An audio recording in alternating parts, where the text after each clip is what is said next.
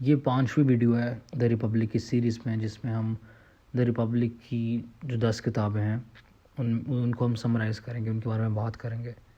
इस वीडियो में बात करेंगे 5th किताब के बारे में, जो 5वीं किताब है, और वो कंटिन्यू करती कन्वर्सेशन जो कि 4th के एंड पे प्लेटो ने सोक्रेटिस ने जो बात की थी कि वाइफ्स और चिल्ड्रन जो हैं they should be held in common. तो वही चीज़ कंटिन्यू होती है 5th बुक के अंदर। सोक्रेटिस जब ये बात बोलते हैं ना कि wives and children like the possession of friends should be held in common, तो वही बात जल्दी से करके ना अगली बात मूव ऑन करने लगता है। तो पोलीमार्कस कहता है, यार रुको ज़रा, सब्र करो, एक्सप्लेन तो करो क्या कहा है तुमने। तो सोक्रेटिस फिर थोड़ी ज़्यादा लंबी कर देता है, वो ज़्यादा एक्सप्लेन कर देता है। तो I will just briefly summarize what he said about वो wives and children being held in common. वो एसेंशली ये कहता है कि जो दोनों सेक्सेस हैं वो पोजेस करते हैं क्वालिटीज़ जो नेसेसरी होती हैं रूल करने के लिए। जो एक एफिशिएंट रूलर होता है उसके अंदर जो क्वालिटीज़ चाहिए होती हैं वो दोनों के अंदर हैं, दोनों सेक्सेस के अंदर हैं। और अगर तो फीमेल्स जो है ना, if they are trained alongside males, जो वो एजुकेशन लेते हैं और जो उनके पॉलिटिकल रोल्स होते हैं वो इस्टेब्लिश कर सकती हैं फीमेल्स भी, अगर उनको सेम एजुकेशन मिले, वो साथ ही ट्रेंड हो, साथ ही सारा सीन हो। तो इवन तो सोक्रेटिस ये कहता है कि काफ़ी जगहों पे, काफ़ी एस्पेक्ट्स में, काफ़ी रिस्पेक्ट्स में औरतों और मर्दों के काफ़ी डिफरेंट नेचर्स हैं, लेकिन वो ये कहता है कि इनके अंदर वही रेलेवेंट एस्पेक्ट आ जाता है, वही डिवीज़न आ जाती है एपेटिटिव की, स्पिरिटेड की और रैशनल की, कि इन इन इन लाइंस के अंदर ना सेम कैटेगराइजेशन होती है। वुमेन के अंदर भी 3 पार्ट्स के, appetitive, spirited and rational people. Man के अंदर भी appetitive, spirited and rational people. और वो ये कहता है कि अच्छा, यहाँ पे एक बात आती है कि इवन दो सोक्रेटिस ये कहता है कि they are in some respects they can develop the same qualities as man to be efficient rulers, लेकिन if you think about it, Socrates what is essentially not implying is के women are equal to man. क्योंकि हमारा जो modern concept है ना of equality between the two sexes, वो established नहीं था उस दौर में, उस एंशिएंट ग्रीस ट्रेडिशन में, आज से 2400 साल पहले। तो सोक्रेटिस एक चीज़ कहता है, आई जस्ट कोट इट, जिस तरह उसने बोला है मैं बोल देता हूँ, and I explain it a little further after I quote it. वो कहता है, let the wives of our guardians strip, for their virtue will be their robe, and let them share in the toils of war and the defence of their country. Only in the distribution of labours the lighter are to be assigned to the women who are the weaker natures, but in other respects their duties are to be the same. And as for the man who laughs at naked women exercising their bodies from the best of motives, in his laughter he is plucking a fruit of unripe wisdom, and he himself is ignorant of what he is laughing about, or what he is about. For that is, and ever will be, the best of sayings, that the useful is the noble, and the hurtful is the base. अब वही वाली बात आ जाती है कि even though प्लेटो ये कहता है through the voice of Socrates, क्योंकि हमने पहले से डिस्कस कर चुके हैं हम लोग कि प्लेटो के जो व्यूज़ हैं बेसिकली वो सोक्रेटिस के मुंह से निकलते हैं। ठीक है, जो हम प्लेटो की जो हम किताबें पढ़ते हैं, रिपब्लिक हो गई, सिम्पोजियम हो गई, तो उसमें हम सोक्रेटिक डायलॉग पढ़ते हैं जो सोक्रेटिस डिबेट करता है, और वही व्यूज़ प्लेटो वो वॉइस करते हैं अपने व्यूज़। तो basically what Plato essentially says in this book is, in the 5th book is, कि वो एडवोकेट करता है for the equal education of women, लेकिन हम ये इम्प्लाई नहीं कर सकते कि वो इक्वालिटी को इस्टेब्लिश कर रहा है दोनों सेक्सेस में। ही डिड नॉट बिलीव कि women were equal to man. वो तो कह रहा है एसेंशियली कि जो औरतें हैं वो हर एस्पेक्ट में इन्फीरियर है मर्द से। I'll explain on this in a separate video, लेकिन जहाँ तक सिर्फ 5th बुक की बात है, जो अभी हमने पढ़ा है 3 क्लासेस, एपेटिटिव, स्पिरिटेड, रैशनल, तो जहाँ तक इसकी बात है तो प्लेटो ये कहता है कि जो औरतें हैं इसका मतलब ये नहीं कि वो सारे रिस्पेक्ट में, मतलब तीनों क्लासेस से इन्फीरियर हैं। वो बस ये कह रहा है कि हर क्लास में एपेटिटिव, स्पिरिटेड और रैशनल में ईच इंडिविजुअल क्लास में जो औरत है वो इन्फीरियर है मैन से, लेकिन बाकी दोनों क्लासेस के मर्दों से वो सुपीरियर हो सकती है। मतलब फ़र्ज़ कर लो स्पिरिटेड सेक्शन में से एक औरत है, ठीक है, तो वो स्पिरिटेड मैन से इन्फीरियर है, लेकिन वो एपेटिटिव और रैशनल मर्द से सुपीरियर हो सकती है। उसी तरह रैशनल वुमेन जो है वो रैशनल मैन से इन्फीरियर है, लेकिन वो एपेटिटिव और स्पिरिटेड मैन से सुपीरियर हो सकती है। तो वो अपनी क्लास में, अपनी इंडिविजुअल क्लास में, इन 3 क्लास में से इंडिविजुअल क्लास में मैन से इन्फीरियर है, लेकिन बाकी दोनों क्लासेस के मर्दों से सुपीरियर हो सकती है। That is what Plato essentially says, even though I strongly disagree with that. I'll make a separate video about it. खैर, सॉक्रेटिस इसके बाद डिस्कस करता है कि रिक्वायरमेंट क्या होनी चाहिए for the spouses and children to be held in common. अब वो ये कहता है कि एक फेस्टिवल हुआ करेगा, ठीक है, जिसमें सेक्सुअल इंटरकोर्स होगा and it will only take place during certain fixed times of year. Festivals हुआ करेंगे और जो औरत मर्द हैं वो हस्बैंड वाइफ बनेंगे इन फेस्टिवल्स में फॉर द ड्यूरेशन जब तक that sexual intercourse is lasting. तो अब वो ये कहता है कि वो जो लोग होंगे जो आर द मोस्ट डिज़ायरेबल, जिनके साथ हम चाहते हैं रिप्रोड्यूस करना, तो वो लोग जो हैं जो मोस्ट डिज़ायरेबल होंगे वो एक वक्त पे 4 से 5 स्पाउसेस भी ले सकते हैं एक सिंगल फेस्टिवल के अंदर। और वो ये कह रहा है कि जितने भी बच्चे पैदा होंगे ना इन मेटिंग फेस्टिवल से, तो उन सारों को उठा लिया जाएगा, उनको मतलब साथ बड़ा किया जाएगा, साथ एजुकेट किया जाएगा।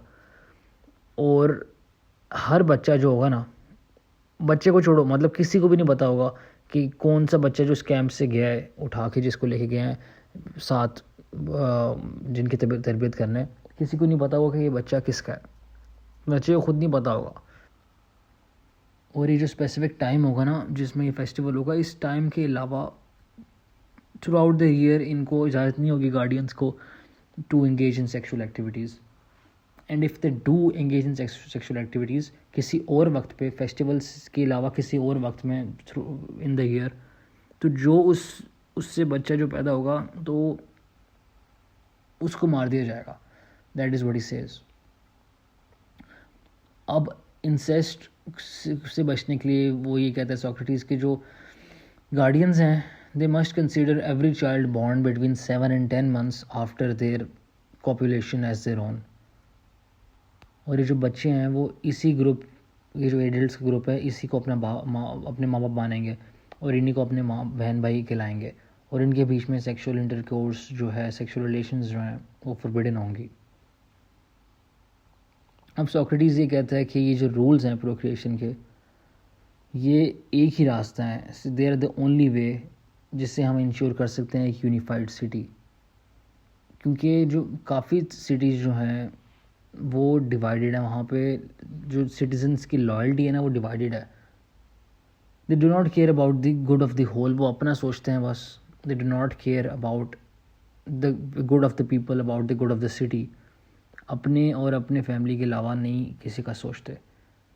तो इन द जस्ट सिटी हर बंदा जो होगा वो, मतलब ऑब्वियसली अभी जो हमने इम्प्लाई किया है, जो सॉक्रेटिस ने बात की थी, तो उसके मुताबिक हर बंदा जो है वो दूसरे का भाई है, ठीक है, they are each others family. तो इस तरह से there are no divided loyalties. अच्छा, मूविंग ऑन, सॉक्रेटिस ये कहता है कि जो बच्चों की ट्रेनिंग होगी ना, जो गार्डियंस बनने जा रहे हैं, तो उनको जंग पे ले जाया जाए, उनको दिखाई जाए जंग के, भाई बेटा देखो ये होता है, ये कत्ल गारत हम करते हैं, तो आपको हम अभी से दिखा रहे हैं। और उनको दिखाई जाए और उनको ना घोड़ा मतलब काफ़ी अर्ली एज से चलाते हैं घोड़ा, क्या करते हैं, क्या हो गया मुझे, हॉर्स राइडिंग सिखाई जाए बेसिकली यार उनको, ठीक है, ताकि अगर उनको डिफीट हो जाए, शिकस्त हो जाए उनको, तो वो वहाँ से एस्केप कर पाएँ। तो पहली बात कि उनको दिखाया जाए, दूसरी बात कि उनको सिखाया जाए हॉर्स राइडिंग। इसके अलावा सॉक्रेटिस कहता है कि जो बंदा भी वॉर में साइंस दिखाएगा कावर्डिस के मतलब, तो they will be stripped of their role as a guardian.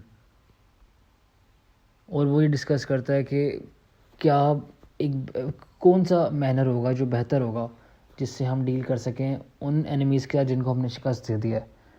अब वो ये कहता है कि जो ग्रीक एनिमीज़ हैं ना हमारे, वो एनिमीज़ जो ग्रीक हैं हमारे मुल्क से हैं, तो उनको ना हमने इंस्लेव नहीं करना और ना ही उनके लैंड को परमानेंटली डिस्ट्रॉय कर देना है। क्योंकि सोक्रेटिस मानता है कि जो ग्रीक्स हैं ना वो सारे असल में भाई हैं, ठीक है, देर ऑल रियली ब्रदर्स, और eventually in the future, some time in the future there will be peace between them again. लेकिन जहाँ पे बात आती है बारबेरियन की, जो कि नॉन ग्रीक एनिमीज़ हैं, जो उनके मुल्क से नहीं है, तो उनके साथ जो मर्ज़ी करो यार, उनको जो मर्ज़ी करो, anything is permissible according to Socrates. अब सोक्रेटिस जाता है मेन पॉइंट की तरफ, जिसके ऊपर बकाया पूरी बुक जो है वो बेस्ड है। वो कहता है कि जो रूलर्स हैं ना, अच्छा हमारे ये जो सिस्टम बनाया है सोक्रेटिस ने, वही कहता है कि इसका काम करने के लिए जो रूलर्स हैं ना उनको ट्रू फिलोसोफर्स होना चाहिए।